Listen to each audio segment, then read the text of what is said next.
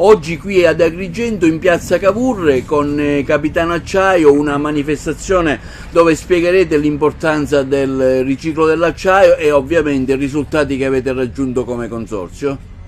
Sì, Capitano Acciaio si inquadra nelle campagne di comunicazione che il nostro consorzio svolge su tutto il territorio nazionale allo scopo di sensibilizzare la cittadinanza sui corretti comportamenti relativi al conferimento degli imballaggi in acciaio, che sono scatolette, latte per pomodoro, per legumi, conserve ittiche, eccetera, tutti oggetti di uso quotidiano. In questo contesto gli sforzi nostri sono molto focalizzati sulla Sicilia, perché la Sicilia è un territorio che da un punto di vista della raccolta differenziata, anche se ha fatto dei progressi importanti, non si posiziona ancora a livello della media nazionale. In questo contesto non particolarmente brillante, però Agrigento spicca per risultati, perché ottiene una media di raccolta differenziata che noi misuriamo in chilogrammi di imballaggi raccolti pro capite, doppia rispetto a quella della media della Sicilia. Quindi la Sicilia fa circa 1,7 kg a persona, diciamo così, e Agrigento ne fa più di 3. Quindi questo è sicuramente una dimostrazione dell'efficacia e dell'efficienza dell'amministrazione comunale, del gestore della raccolta e degli impianti poi di raffinazione a valle della raccolta stessa.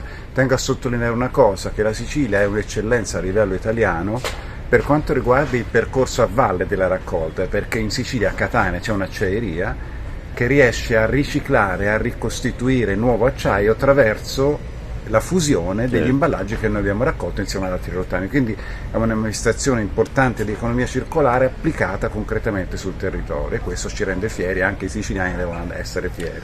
Però dico, l'appello al riciclo non finisce mai, no?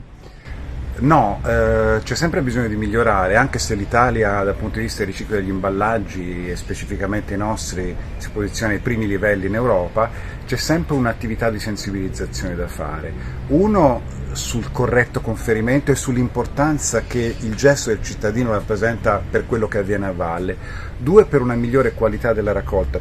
Più bello il rifiuto che metti nel tuo sacco, minore sarà lo sforzo. Bello nel senso di pulito. Anche un rifiuto può essere bello. Se si dice oggi il rifiuto è una risorsa, c'è un rifiuto più bello, cioè più pulito, e più sporco e quindi più brutto. Quindi più pulito è il rifiuto e più bello, minore saranno le attività industriali necessarie alla trasformazione in materia prima.